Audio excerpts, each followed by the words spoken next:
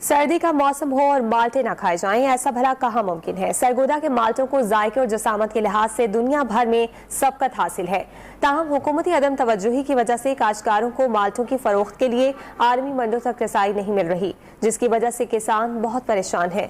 मजीद जानते हैं सैफ खान से। सैफ, बताएगा क्या वजह है कि काश्तकारों की आलमी मंडियों तक रसाई मुमकिन नहीं?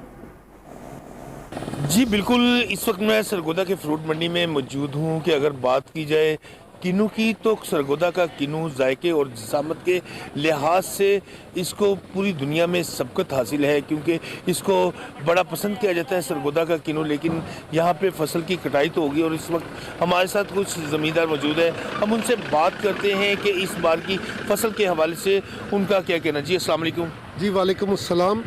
इस दफ़ा फसल तो ठीक ही हुई है, गुजारा हो गया, लेकिन असल प्रॉब्लम ये आ रहा है कि गवर्नमेंट ने टैक्सेस इस कदर बढ़ा दिए हैं कि हमारी बरामदात बिल्कुल ख़त्म होकर रह गई हैं। पहले जिस कंटेनर का टैक्स अगर 400 था तो अब वो 800 पे चला गया।